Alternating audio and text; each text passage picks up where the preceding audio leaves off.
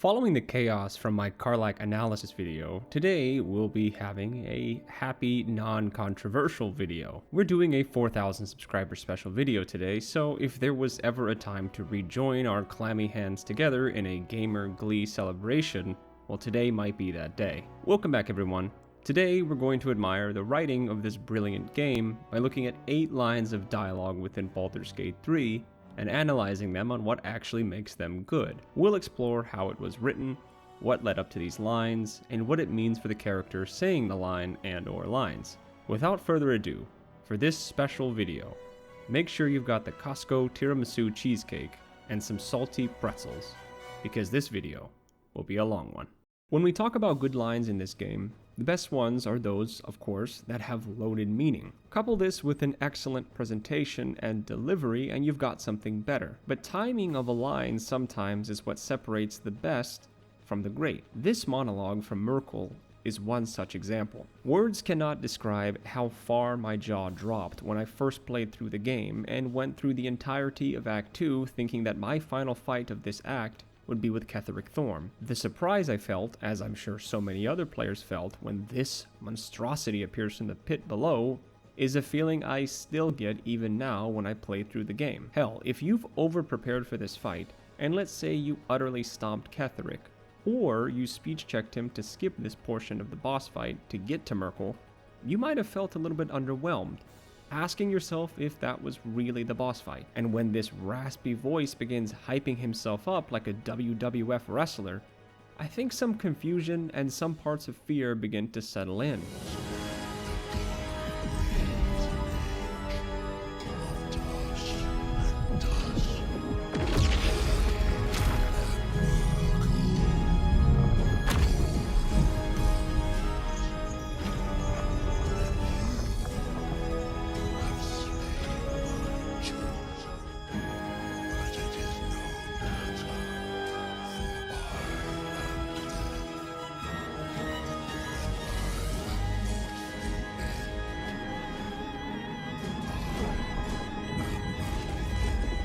Myrkul's opening line of "You dare end one that belongs to me" is fantastic.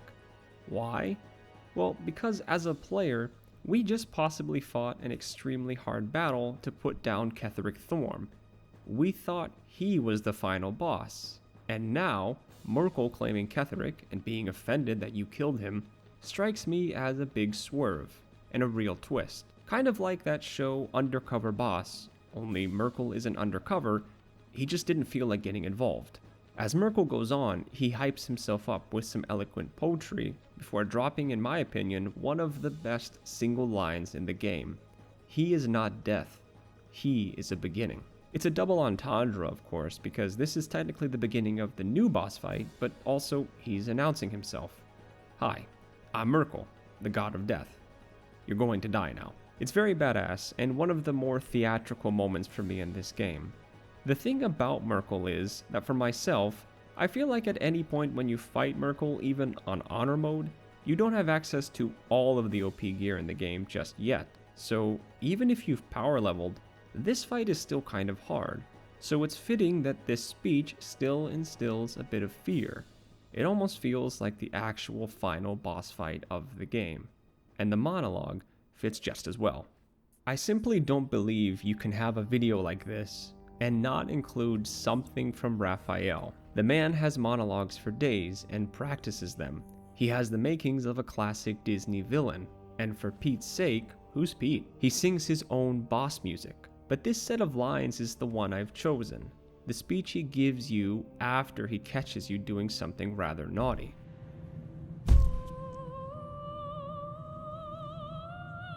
There are many things in your world that I loathe. Litters of kittens, chattering children, the noise and the chaos of it all.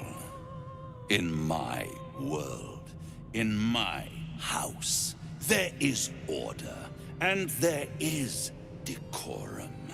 You came here uninvited and you stole from me. The House of Hope might be my favorite mission/area in the entire game. The first time I undertook this mission, I remember being utterly terrified and genuinely scared. What a fool I was thinking that if I moved fast enough, that I could actually beat the invisible clock that I thought Larian programmed into their game before Raphael arrives back home. It turns out he will always catch you. From the moment he begins with the angry "you," we get a speech filled with clever writing placed within. The humor and dead seriousness of Raphael hating kittens, to him recognizing the fatal flaw of mortal kind being free will, is all very fitting. I especially love the lines from Raphael, how he lays it out plainly for the party, that if they'd simply taken his deal, that this could have all been avoided. To Raphael, he can't understand why you didn't take his deal. His anger is also palpable here, as for the entire game, and far, far before the game as we learn in texts, Raphael has been stringing this grand plan together, a plan to get the crown of Karsus. I deduce that for the most part, he's always been the victor of his deals, and while things didn't always click into place seamlessly, by the time Raphael makes his offer in Act 3, I believe that he believed we'd have no other choice but to take his deal. It was only a matter of time, of course, until Raphael won. Raphael might have thought that we feared him so greatly that even if we discovered the House of Hope, we wouldn't dare go against him. It fits with his character, having this big ego and large confidence. So a part of that anger stems from the fact that we invaded his home, sure, but also that us mortals didn't fear what could have happened, and if we did have fear, then we didn't care enough to not attempt the break-in. I also think that Larian holding that anger until this moment means a lot more. It's because Raphael has never been mad, and that makes this moment even scarier, not to mention that it's probably the hardest boss fight in the game. This moment is tense and huge, and so Raphael's attitude and words had to match. His theatrics don't really have room here. We've ruined his plans. We've stunted his ego. He's very mad because he nearly had it all. Over 1,000 years waiting and plotting and scheming just for a few mortals to ruin his plans. The excellent callback to the claw coming down is a very well done piece of writing, as it calls back to our very first conversation with the devil. He warned us of this in his little analogies and stories. Overall, this moment is handled very well, from Raphael's anger to this callback that I mentioned, to the things beyond the writing, like the music and performance. It's all fantastic. Mouse. Now, down comes the claw. It's very rare in writing that you ever manage to get a character arc that can also be expertly summed up in one sentence by the character who has experienced said arc. It comes off extremely on the nose or risks dumbing the audience down, as opposed to letting the moment exist on its own. Well, Lae'zel is a woman of many talents, and skirting the writing pitfalls is seemingly one of them. Forsake one protocol, and forsake Vlaakith. Forsake Vlaakith, and be the blood and meat which sates her dragons. If Voss speaks true, if Ascension is a lie, if tadpole purification is a fairy tale, then I have not sinned against Vlaakith. She has sinned against me. I've gone on record stating that Lae'zel has one of my favorite character arcs in this game. It's an arc where she goes from an indoctrinated tool amongst the Githyanki to a free-thinking, independent warrior who gains a semblance of humanity through her journey within the group. After being abandoned by Voss and then betrayed by Vlaakith, her goddess that she was born to worship and taught to love, Lae'zel's world shatters. It's here where she pinpoints her arc starting. It's a hard shift towards change, as she proclaims that she hasn't done anything wrong, that she followed everything she was told to do, and yet, seeing others who are meant to be above her, to be examples for her people, and even her own queen just recklessly throwing out the tenets and commandments of their culture and race, Lae'zel says this line and officially sets her sails. I think what helps Lae'zel so much is the Githyanki speech patterns, because this specific line from Lae'zel states the aforementioned, but it also declares her intentions by stating Vlaakith has sinned against her. We know the character of Lae'zel by this point. The way this line is delivered, and the run-ins we've already had with the Githyanki, when Lae'zel says this line, she means to go up against Vlaakith, to confront her former goddess for betraying Lae'zel and the tenets. That's very powerful. In bad writing, you'd get on the nose writing that would sound something like this. Damn Vlaakith, she betrayed me. I'll get my revenge. Do we see how plain that line feels? Larian used a crucial pillar of Lae'zel's entire life and upbringing as a preface before this line here. It explains why Lae'zel feels so upset, but also why Lae'zel followed the tenets. She feared sinning against Vlaakith in fear of punishment. So not only do we get an insight into how she is feeling and why she is feeling betrayed, but we also combine that brilliantly with turning that sin against Vlaakith, the person who set those tenets up, and Lae'zel leaves the implication that Vlaakith will receive punishment. It's extremely rich dialogue, packed with meaning, but also an awesome payoff to the build-up we've gotten so far with Lae'zel by this point. Not every piece of dialogue can be so full and epic, otherwise the word epic would cease to mean anything. The best dialogue is one that scoops up everything the writer has left in a character's story and finds its way through each pre-established point. What Lae'zel is saying is not just birthed from nothing. All of the things that she's talking about are stuff that we've already seen. Her indoctrination, the tenets, Vlaakith. It's an explanation for her behavior, and again, an explanation for why she says what she says. Works both ways. And I saw some weird shadows swimming around in your head just now. Maybe I could help with that. Us true souls gotta look out for one another. I'm not kidding you when I say that this is one of my genuinely favorite and most memed lines in the entire game. And this is one of the deepest lines in the game. You see, when Priestess Gut says this, she is no doubt referencing the hard struggle endured by the goblin species in their abandonment of their great god, Maglubiet. And for Gut, her choice to take her clan under the Absolute's protection. It hints at her feeling the pressure of protecting her people and carving a future for them. Okay, let's be serious. Yes, it's on this list as a joke. It's not supposed to be some deep line either. I just personally love the performance given on this line, and I love how funny literally all the goblins are in this game, and I'm genuinely annoyed they don't really appear in the later portions of Baldur's Gate 3. The amount of times I or one of my friends, yes I do have them, has quoted this line specifically is concerning. I love this line, so how could I not include it in this video?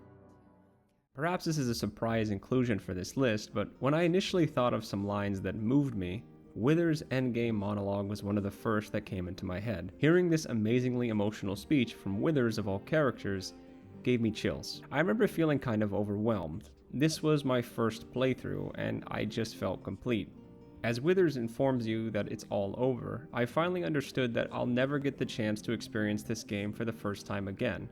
And what's more, what Withers says next made me think about life. In weaving the fabric of fate itself, but for every thread you sewed, so did the gods unravel another. Sleep, rest, revel, but be ready. For thou mayst yet be needed. Until we meet again, I wish thee every possible fortune, health, wealth, love, and above all, problems worth solving. I remember sitting there on my couch, hearing this line, and for whatever reason just being brought back down to earth. This was a happy moment, but this line reminded me of the simple things that I held close to me. My girlfriend, our cats, our health, family, and love. The things that make me the happiest. I suppose the way this line is delivered, and from such a serious character like Withers, it almost felt like this was Larian speaking directly to me. It felt genuine. Like the author thanking you for exploring the story.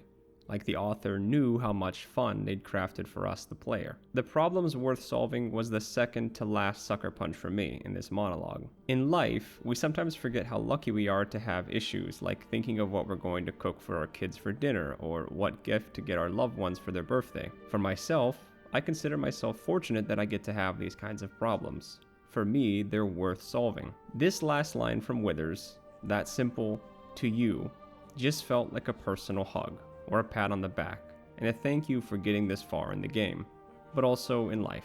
Look, I think the choice to have Withers be in this role works. I also think giving the player a little speech send-off feels right.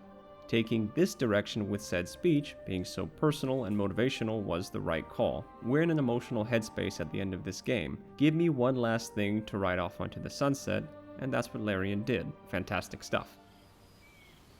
To you.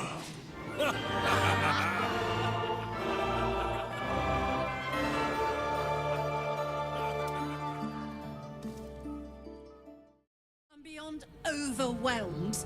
I'm finished. He's dead. And he's no fucking sorrier now than he was before. What was the point? I'm still dying. I'm dying. I'm going to die. Similar to Halsin, this inclusion is perhaps the most interesting that Karlach gets in her own story, and it touches on some very real and raw beats around her story. I remember seeing this scene and it made me sit up and pay attention. And for someone who didn't really like Karlach's story, I think that says something. Again, I have to praise the performance first and foremost here. Samantha Beard brought forth the very on-the-nose way of speaking that Karlach has, and matched the emotion needed in this scene by giving way with natural pauses, stressing certain words like "it's enough" or "I'm dying," and including repeating words in her speech. It's extremely human, and some of the best dialogue in the game. Not that this is a top 10 or anything, but if such a list existed, this whole scene deserves a spot. It's so hard to get dialogue, especially an entire monologue, to come off so naturally. As for the writing, this is something that I said during my analysis of Karlach. I wish they'd spend more time building up both this revenge angle with Karlach and Gortash, and Karlach's severe trauma. For me, the way this scene comes off is someone who thought they'd feel better after doing all of this. That maybe, by killing the man who sold her off, that it would fix everything in her life. When she kills him though, she feels emptier than ever before. More hopeless. I think her openly turning against the player and citing her anger that they get to live while she dies isn't genuinely how she feels, but in this moment, as people do when they get angry, she lashes out. Everything hits her all at once, and for such a positive and cheery person, this is a whole nother side of Karlach that we hadn't seen thus far. They touched on some very real concepts here. Is that it for me? Is that fucking all? And you'll just keep going, won't you? Watching the stars, warming your hands on the campfire, dancing, eating, making fucking love all night. All of it, all of it! That's my reward for everything I suffered. That's why I survived 10 years of torment. The fighting, the clawing, the loneliness, the fucking loneliness. All of it, so I could rot. Another aspect of this monologue that I like from a writing standpoint is how the writing team used Karlach's direct way of speaking, as she tells us that "I don't want to die, I want to live, I want to stay." This line and the way of speaking almost come off as if a child was speaking, but that isn't a bad thing all the time, and certainly not here. Children often say what's on their mind. For Karlach here, she's met her trauma and the result was not what she expected. I feel that her story that she tells us earlier in the game about how she wishes she could go back to being that naive little girl she was before she'd met Gortash comes out here. Karlach's last memories of youth, fun, and joy came over 10 years before the events of the game. It feels like this moment, her being the most vulnerable we've seen her, is that little girl screaming out at the world. That Karlach, perhaps like a child, thought that by killing Gortash, she might become this little girl again, and then her engine might be fixed, and she might have her life back. But neither of those things could have ever happened. Life sucks, and it's not fair. I lived for the red of blood and the black of death. Now, I see the colors between. Double X, you're really gonna put two different Yes, I will. Look, there are so many more great lines in this game. Just because a line didn't make the list doesn't mean it isn't good. But when I thought of this video, this was another line that stuck out to me. This whole monologue is just fantastic. If Lae'zel's earlier inclusion was an indication of her outer goal and arc starting to turn, then this line, this monologue, is the blooming of her inner conflict, of her emotional change into her own person. The Lae'zel that we get at the start of the game, as she herself states in a beautiful subtextual line, was harsh, brutal, and pragmatic. it's how she was raised. Tav showed her what love was, and that love is ultimately what changed her. That line that she now sees the colors in between is also very touching. She is learning there is more to life than what she was taught, and it's not just that. She also likes the other parts of life that she's been shown. She accepts it. Her acknowledging the sunrise and its beauty is a figure of that. As Lae'zel proceeds with the monologue, however, she also addresses how much of a stranger she felt to Faerun, so far away from her creche, so far away from the culture she once knew. She tells Tav that they are the reason she was able to see beyond her own world, that Tav took her hand and helped her walk, and that even though she was bonded to Tav, she felt freer than ever before. But Lae'zel still doesn't know what it is she's feeling. She says she doesn't know what to call it, and I'm glad that she didn't say I love you. We know that's what she meant, but subtext again here is great. She literally describes how she feels, but she doesn't name it because she can't. She doesn't know what the word is. The last line she gives us is an excellent callback and a progression in her character and our relationship. We go from the title of Source of Her Bruises, a title that is still very much tied to the Githyanki culture, to her calling us the Source of Her Joy, a title that is oddly human and very straightforward. Shakvan Findu, source of my joy. It's not that Lae'zel is less Githyanki, she is just more human, more empathetic, more in touch with herself, and as such, a title like that suggests that she has adopted a little bit of humanity. It's a scene and a line that took 3 whole acts of a game to build to, and Larian did not fumble it. Is it the best written line in the game? Maybe, but it's not for me to decide. Who do we give the credit for this next line? Halsin or Orin? It's an incredible display of voice acting, so I'll give this to Halsin. It's perhaps the most emotion that we get out of him through the entire game, and the nature of what he's talking about fits his character's struggle the most. Now, I do want to say that as far as lines that accomplish something or signify a character change, this is probably near the bottom of today's list. Not that this video is a list, but you get my point. Why this line is on here is going to be for 2 main reasons. 1, to do with the writing potential that could have stemmed from this, and 2, for the performance given. Dave Jones, the voice actor behind Halsin, gave him this very wise, chilled way of speaking. I personally always liked Halsin's tone of speaking, oftentimes reminding me of how a traditional knight or a paladin would speak. My critique of this, however, is that Halsin for the entire game comes off a bit one note. You have the horn dog Halsin, and then you have desperate Halsin, where he implores you to kill the goblin camp leaders, then to cure the shadow curse, then Thaniel. I don't feel like we ever got Halsin vulnerable, or scared, or angry until this scene. Sylvanas has abandoned this place. It's nothing but stone, grime, smoke, pain. The trees choke here. The animals hang from butcher's hooks. Nature is dying in the gutter! His tone is like nothing else we see from him in-game. Shame, guilt, and anger. Real anger at Baldur's Gate being such an industrial hub with little reverence for nature. I dare say that this is the best bit of voice acting found in this game for Halsin, and doubly over some of the best voice acting in the game, period. But leading back into my first reason why this is a line I picked out is because of what this opened up for the audience in terms of possibilities. Halsin in Act 3 has nothing to do. No subplot, no real goals or conflicts. Him speaking about how angry he gets seeing all of this nature being trampled on fits. When we meet Halsin, it's in the bustling nature of Act 1. Baldur's Gate is pretty much the polar opposite. It makes sense then why he feels not just out of his element, but so pent up.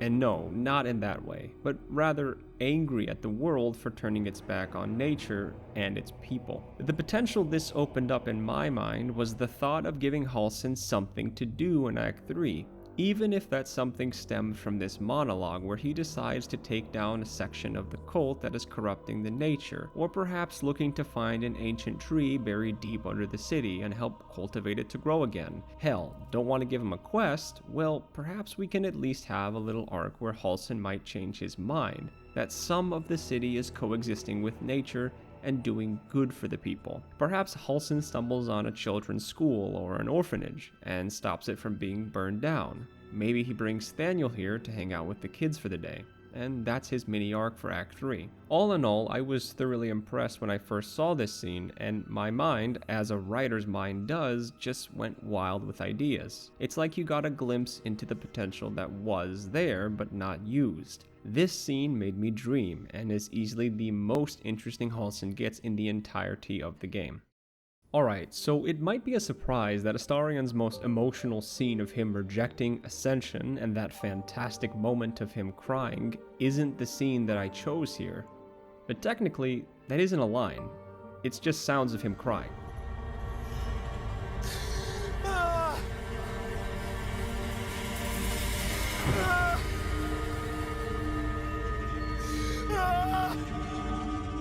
I'm joking, of course, but for me, this specific route you get with an ascended Astarion, if you romanced him and attempt to break up with him, is something far more villainous and sick.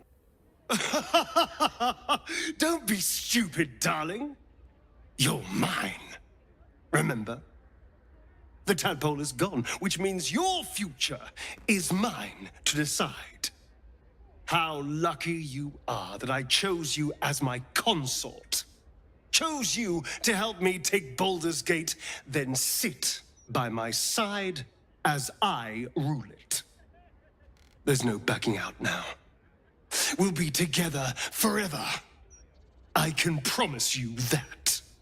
A player is likely to invest upwards of 140 hours into their first run. If you romanced Astarion, one of the best characters with regards to how Larian dealt with things like trauma and character psychology, you most likely formed a deep attachment with him, and of course, when he suggests the idea of him becoming the vampire ascendant, a player might believe that giving him what he wants will be the best outcome. It's what he deserves. The regret some of us felt seeing the monster that Astarion becomes, the mirror of Cazador in some ways, and in others an entirely new manipulative vampire, leaves us questioning why we helped him. Who is this new person?